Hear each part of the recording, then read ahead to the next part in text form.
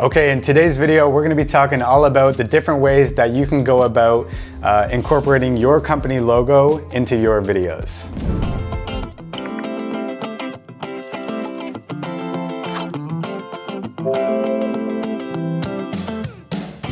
Okay, so in last week's video, we actually talked a lot about how different methods you can use to include text graphics in your videos.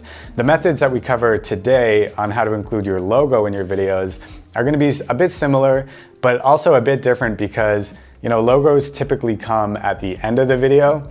So the methods we talk about here are going to be best suited for, introducing your company logo at the end of your video to kind of close it off and also have everything just look smooth and look good in the edit. Okay, so there's maybe 5 or 6 different methods that we're going to talk about here. And as I list them off, I'll overlay some example footage, all videos that we've produced here at BiteSite, but each example should hopefully illustrate the technique that I'm talking about. So the first method is fading to black. So this is pretty much what you would probably assume you would do if you weren't really thinking of all the different ways to do this. You'd pretty much just think, okay, if I'm showing my logo at the end of a video, I'm basically going to cut to black, show the logo, and then just fade out, and that's the end of the video. So this is pretty much a standard way of doing it. Works pretty well, pretty simple concept. And in case you've ever had doubts about how many logos you might be able to fit at the end of your video, we have a bunch here. So as long as everything's laid out nicely and is proportional, you can make that work too.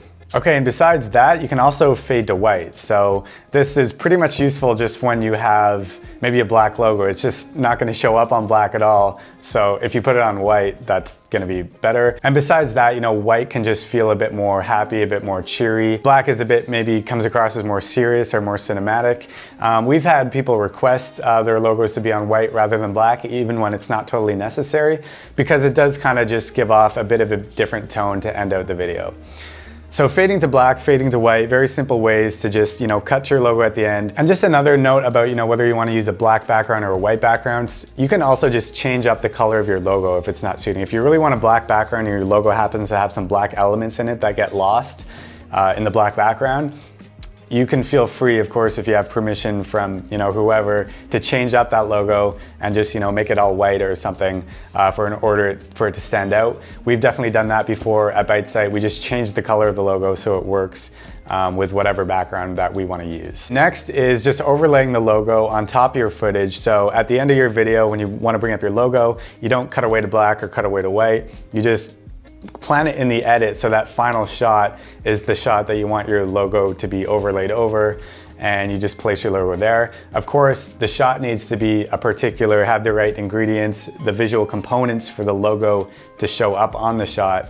So sometimes, the logo might just get lost in the background or something if it doesn't stand out enough. But yeah, that's just another method you can use. If you have some great footage there and you just happen to find a shot that's going to look great for that ending logo scene, you can use that method as well. Now, the next method here is pretty similar, but it's overlaying the logo on top of the footage, but it's blurring out the background as well. And this kind of allows you to use that method in more scenarios, because sometimes the video footage is just going to be too noisy and the logo is going to get lost in all the visual noise.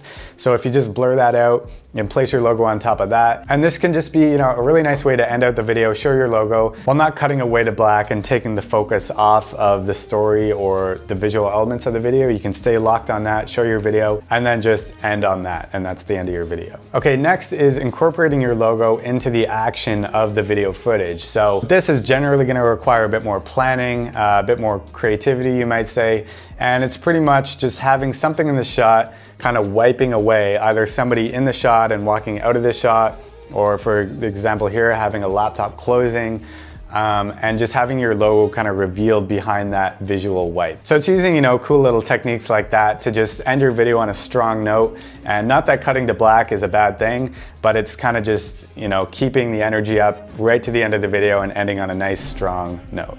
Okay, next is having full screen logo animations. So when you have, a logo designed with visual elements, filling up the whole screen, you don't really need a black background or a white background, or you can't overlay this on video footage.